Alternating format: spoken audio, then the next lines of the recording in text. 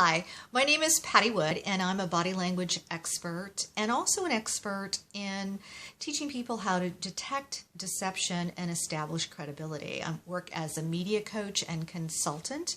I used to train at a law enforcement training center many years ago.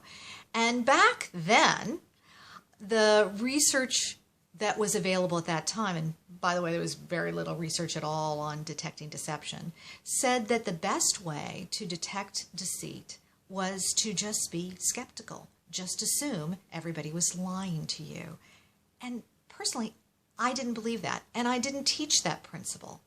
I taught instead the principle that you're about to learn, that the best way to detect deceit, the best way to know whether or not somebody's being honest with you, is to know what honesty looks like, feels like, and sounds like.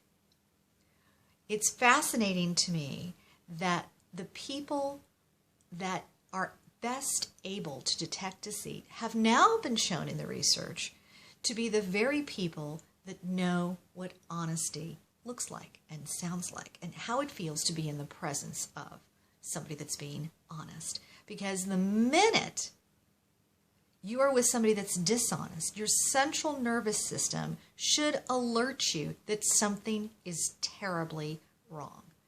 Ideally, your body is a human lie detector, and your central nervous system alerts you to things that aren't right, danger, fearful interactions.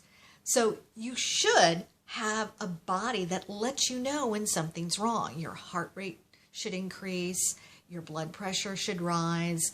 You might even do things that you would think only a liar does, like frequent blinking or flushing of the cheeks. So how can you actually develop, if you don't feel like you already have it, the ability to detect deceit accurately? Well, you need to know what true north is like. So the exercise today in detecting deception, I call establishing true north.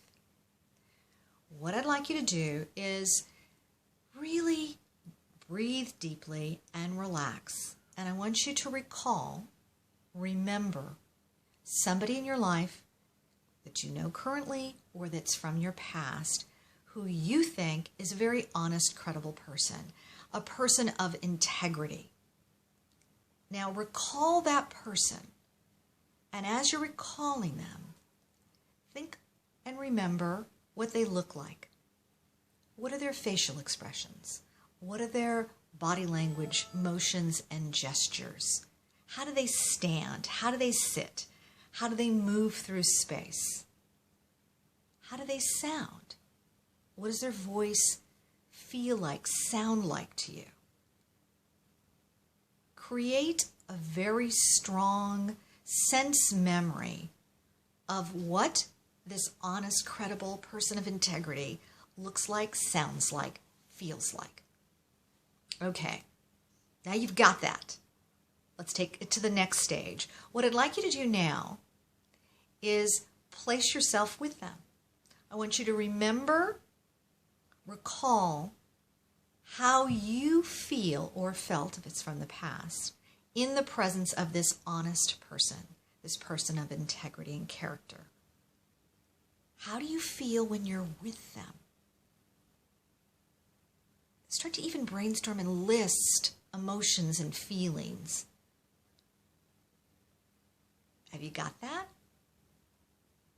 Okay, I've been doing this exercise for quite a while, and when I process this exercise with my audiences, people shout out how they feel in the presence of a person of integrity, and they go, I feel safe, I feel warm, I feel peaceful, I feel calm, I feel energized, I feel good, I feel great.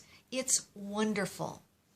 So I hear a long list of these good, strong, fabulous emotional states from people recalling what it feels like to be in the presence of honesty, what it feels like to be with what I want you to place in your muscle memory as true north.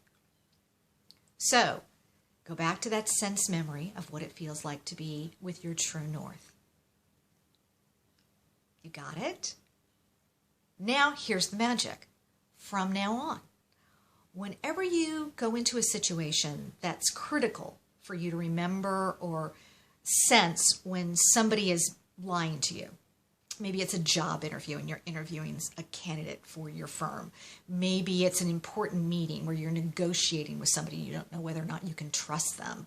Maybe it's a family meeting and you're talking to your kids or your sweetie pie, and it's critical for you to sense and know when that person is telling the truth and when they're lying. When you go into those situations, I want you to use that sense memory of your true north. And if you feel, even for a moment, something not right, that you don't feel true north, pay attention. Now, I teach in many other programs specific body language cues to look for, and I also teach questioning techniques and other behaviors and techniques for what to do next or other things you can do. But the most important thing, the key piece from now on in your life that you will have, is that you know what's true north.